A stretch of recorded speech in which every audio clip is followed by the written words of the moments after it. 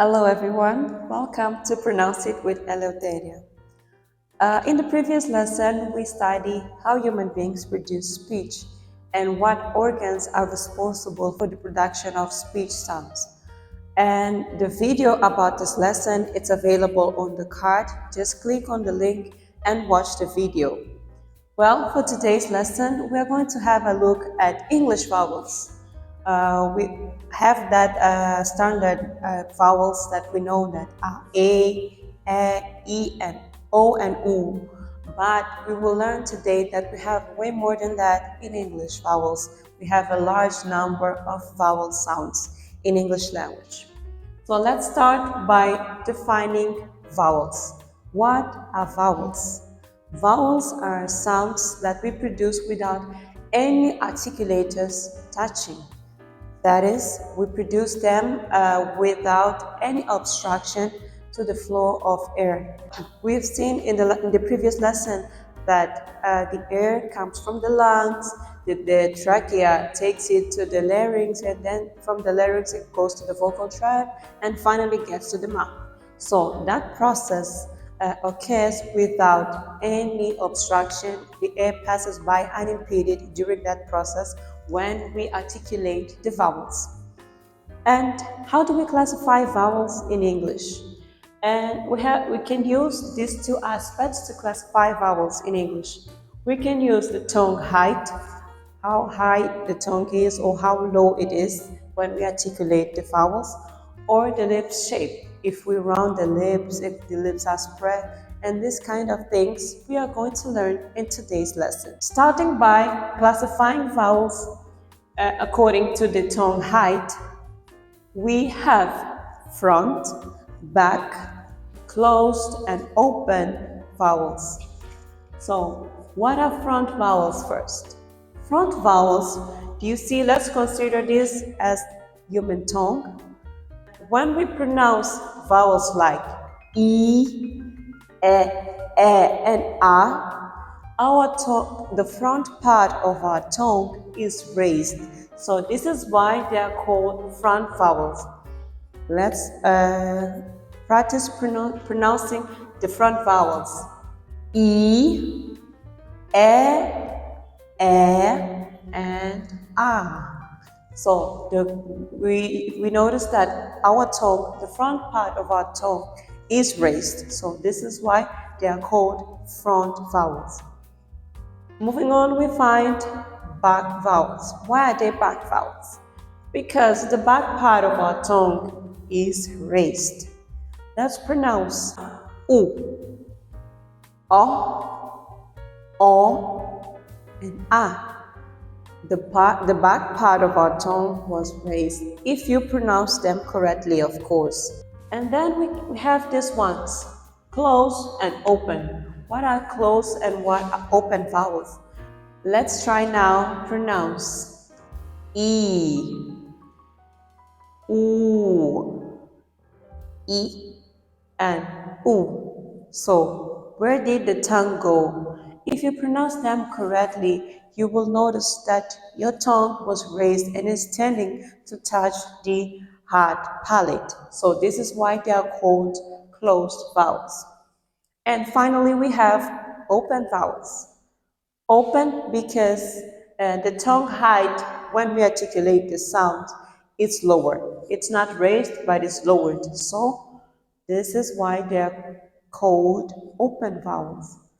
Let's try say ah and ah, ah and ah. One is short and the other is longer. Let's now have a look at how we classify vowels according to the lip shape. To understand better this part of the lesson, I recommend you to look for a mirror. Step in the mirror and keep up with this lesson. We have rounded, spread, and neutral vowels according to the lip shape. Now, rounded vowels are those that our lips, they get rounded when we articulate them. Step in front of the mirror and try to pronounce ooh, ooh. Now pronounce ooh, ooh. Okay, and then we have O, O, and finally O. So did you notice the shape of your lips? So this is what happens to your lips when you articulate these vowels. That's why they are called rounded vowels. Now we move to those vowels that when we pronounce or articulate, our lips are spread or unrounded. Step in front of the mirror again. Don't get off the mirror.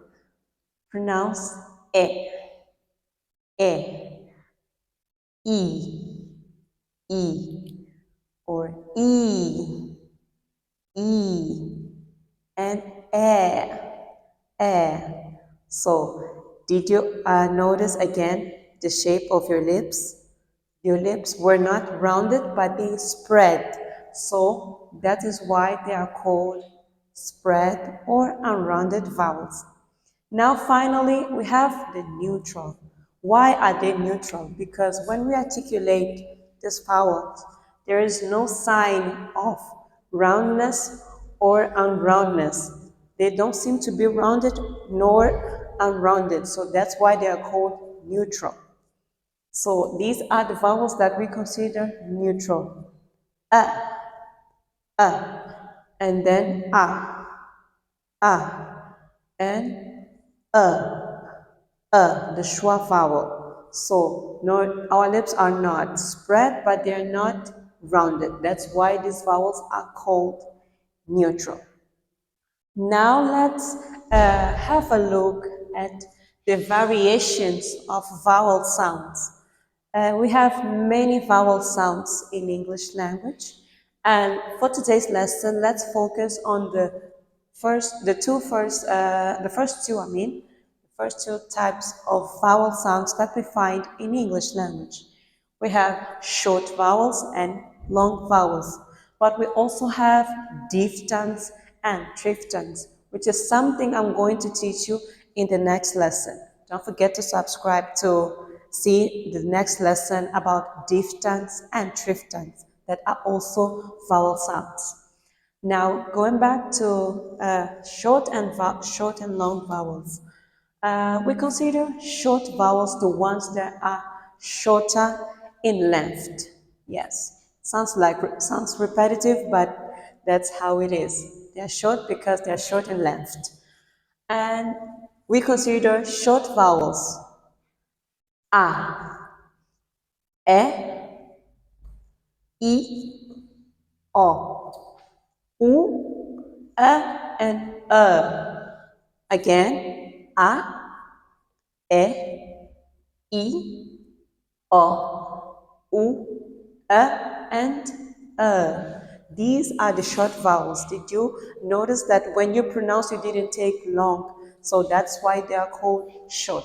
So let's now get more familiarized with these vowels. The vowel A we find in but or cup. So this is the sound, this is how we represent the sound A in those words, but or cup. And then we have E. E is the sound that we find in words like pet or get. So this is the sound. It's a short one. And now we have E. E from seat or pit. And we have O, not. We have U, good, book, put. It's U, short. And this vowel here we find in pen or cat. And the schwa vowel we find in the or words like America. Now that you are more familiarized with these sounds, can you give me examples of words having these vowel sounds? Please share the examples on the comment section.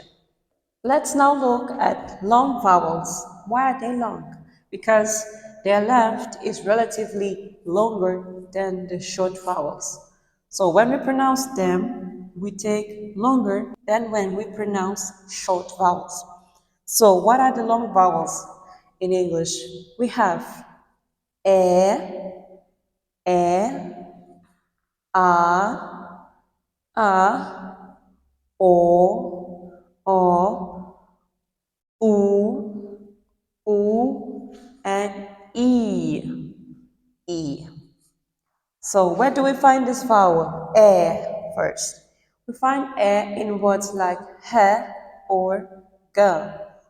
I mean. And then we find a. We find a in words like park or car.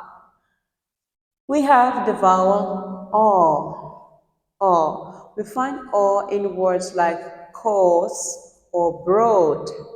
O. And we have oo. We find oo in words like to or move. And finally, we have e. We find e in words like see or leave. Again, I'm going to ask you to give me examples employing these vowel sounds. Please let me know in the comment section any words that you can employ these vowel sounds. So, by practicing this pronunciation of these things that look like they're irrelevant, when you start practicing them, you will notice that your pronunciation will start to improve. You will sound more native-like, or you will sound more fluent. So thank you everyone for watching, and don't forget to tell me where do you watch me from. Like the video, subscribe, and share with your friends. I'll see you on the next lesson, and take care.